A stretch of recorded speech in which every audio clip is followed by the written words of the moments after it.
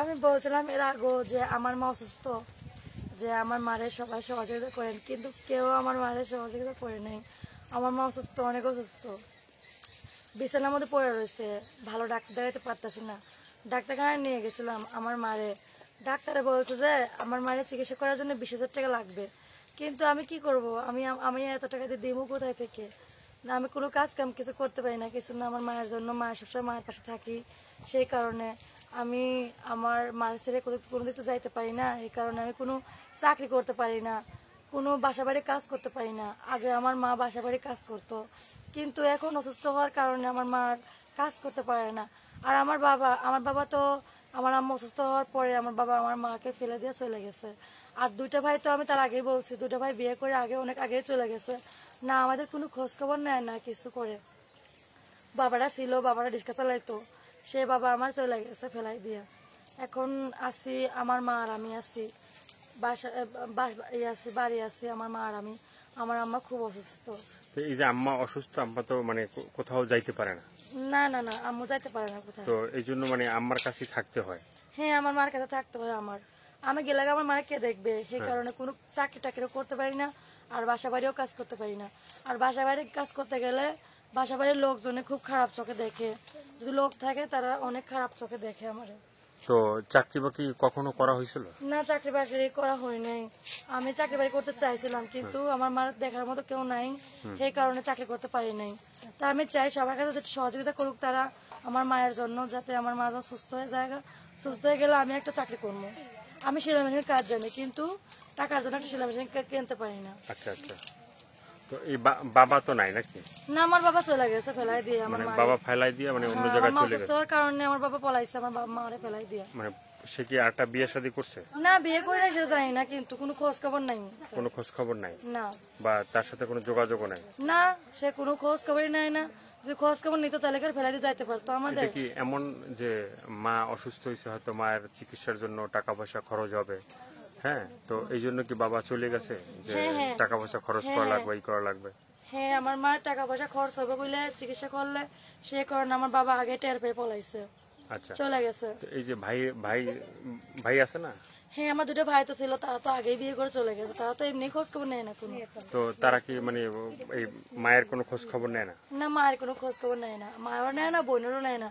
একটা যে বোন বড় হয়েছে তার তো কোনো খোঁজই নেয় না, তার বিয়ে দিতে লাগবে। এই যে বোনটা বড় হয়েছে, যে আমরা দেখতে আসছি, যে মানে দর্শকও দেখতে আসছে যে বোনটা বড় হয়েছে, যে মৌসুমী আপা, তো তার তো বিয়ে শাদী দরকার। বিয়ে শাদী দরকার, তাহলে আমাদের যৌতুক ছাড়া কেউ কি বিয়ে করবে? মনের মানুষ দরকার। মনের মানুষ দরকার। তো সেক্ষেত্রে কি মানে এখনো কোনো মনের মানুষ খুঁজে পাওয়া না, গেছে? মনের মানুষ সেরকম পাইনি এখনো, কারো খুঁজে।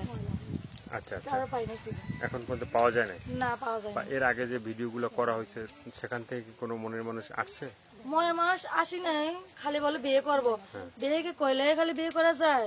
বিয়ে হলো সাতটা কিসের বন্ধন, খালি মুখ দিয়ে তো বললে হবে না যে বিয়ে করবো বিয়ে করবো। বাস্তবে আমার সামনে এসে বিয়ে করে দেখাইতে হবে যে আমার বিয়ে করছেন আপনি। খালি খালি বিয়ে করবো দূর থেকে বললে হবে না, আমার কাছে এসে আমার বিয়ে করে আপনার বাড়ি নিয়ে যাবেন, এটাই বিয়ে করা। খালি দূর থেকে বললে হবে না যে বিয়ে করবো বিয়ে করবো। বিয়েটা একটা হৃদয়ের বন্ধন, ঠিক আছে, মনের মিল হইতে হবে, বা একজন ভালো মানুষ, সাত জন্মের বন্ধন। খালি দূর থেকে সহযোগিতা না করে আমার মায়ের জন্য খালি বিয়ে করবো বিয়ে করবো। সবাই বিয়ে কি খালি মুখের কথা? মানে বিয়ে ভিডিও করলে দেখার হয়ে পরে গেল। ফোন নাম্বার পাইলে কি সবাই কি বিয়ে করতে চায়? হ্যাঁ, খালি বিয়ে করবো, কোনো কথা নেই বার্তা নেই, খালি বিয়ে, খালি বিয়ে। আর জীবন সঙ্গী মানুষ একজনের বানায়, 10 জনে বানায় না।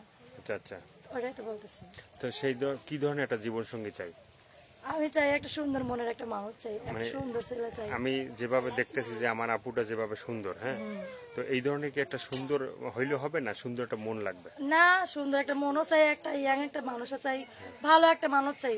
সে বুড়ো হোক আর জোয়ান হোক, খালি মনটা ভালো থাকলেই হইলো। অত বুড়ো না, হালকা মিডিয়াম, 30 বছর 35 বছর হলেও চলবে। আচ্ছা, 30-35 এর ভিতরে যদি কোনো ছেলে 30 থাকে, হলেও হবে, 35 হলেও চলবে, কিন্তু অত বেশি বুড়ো হইলে তো চলবে না। সে চলবে মানে আমার মারা সাহায্য করে চিকিৎসার জন্য, এটা চাই। মানে 30-35 বছর যদি কোনো ছেলে থাকলে তাহলে মানে এই আপুটি বিয়ে করতে চায় তাহলে বসবো। এই আপুটি কি বিয়ে করবে? হ্যাঁ, এই মৌসুমী আপু। আর দর্শক আপনারা শুনলেন যে মৌসুমী আপু যেটা বললে, যে যদি কোনো 30-35 বছরের কোনো মানে ছেলে হয়ে থাকেন বা আপুটিকে যদি কেউ বিয়ে করতে চান, তাহলে তারা এই ভিডিওর ভিতরে নাম্বারটা থাকবে, সেই নাম্বারে যোগাযোগ করতে পারবেন। হ্যাঁ হ্যাঁ, এই তো। আমি বলতে চাই যে আগে ভাগে বিয়ের কথা না বললে একটু সহযোগিতা করে পরে বিয়ের কথা বললেন সবাই, সবার কাছে আমি এটাই করি, অনুরোধ করি, জোর করি, আর কিছু না। আপনি চাচ্ছেন যে মানে কেউ যদি এই ভিডিওর ভিতরে নাম্বারটা পাবে আপনার সাথে যোগাযোগ করবে বা আপনার পাশে দাঁড়াবে বা আপনার সুখের দুঃখের সঙ্গী সাথী হবে, সুখ তারপর দেন দুঃখে সাথী হবে, আমার মায়ের পাশে দাঁড়াবে, পরে আমার পাশে দাঁড়াবে, আগে আমার মা পরে আমি।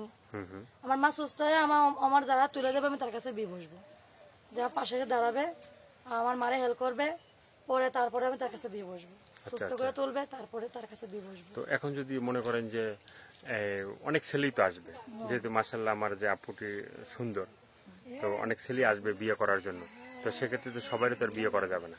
না না, সবার মধ্যে তো ভালো মানুষ খুঁজে পাবো, হ্যাঁ। সবাইকে আর বিয়ে করবে, সবার মধ্যেই ভালো মানুষ খুঁজে পাবো, তার জন্য আমি সবার ফোনই ধরবো, যে ফোন দেবে তার ফোনটাই আমি ধরবো, যে কল করবে তারই ফোন ধরবো, মানে যে ফোন দিবে তার মানে যেই ফোন ফোন দেবে তার ফোনটাই আমি ধরবো, তার কারো সাথে মানে সুন্দরভাবে কথা বলাও তো হবে। সবার সাথে ভালোভাবে যোগাযোগ করবো। তো অনেকে বলে যে ভাই এরা যে ভিডিওগুলো করেন এদের সাথে কথা বললে আগে বলে যে টাকা পয়সা দাও, তারপরে কথা বলবো না, এলে বলবো না। আমি টাকা পয়সা চাই না কিছু, শুধু আমার মায়ের একটু হেল্প করে সুস্থ করলে আমি এটাই চাই। আচ্ছা, আমার মারে হেল্প করবে, সহযোগিতা করে আমার মারে সুস্থ করবে, আমি এটা চাই। টাকা পয়সা লাগবে না, টাকা পয়সা কিসের জন্য দেয়, মানুষ একজনের সহযোগিতা করে।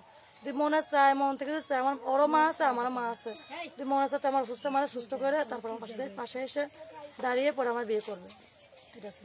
আমরাও চাই যে এভাবে মানে দর্শক আসুক বা আপনার পাশে দাঁড়াক বা আপনার মাকে যেন মানে মানে যে অসুস্থ আছে সুস্থ করার জন্য কেউ যদি কোনো হেল্প করে, তো হেল্প করার পরে যদি কেউ বিয়ে শাদী করতে চায় তাহলে আমি অবশ্যই অবশ্যই বসবো, তার সাথে বিয়ে শাদী বসবেন। অবশ্যই বিয়ে বসবো তার সাথে।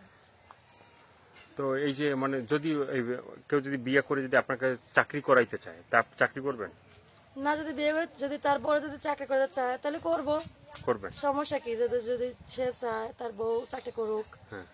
আর তারে বসায় বসায় খাওয়াক, তাহলে করবো আর কি। স্বামীর হুকুম তো মেনে চলা এরা স্ত্রীর কর্তব্য। আচ্ছা আচ্ছা আচ্ছা, মানে বাংলার নারী হিসেবে যেটা মানে বাংলার যে নারী। স্বামী যে কথাগুলা মানে শোনা দরকার, স্ত্রী যদি স্বামী যদি চায় যে হ্যাঁ আমার বউকে আমি চাকরি বাকরি করাবো, তাহলে অবশ্যই চাকরি বাকরি করবেন।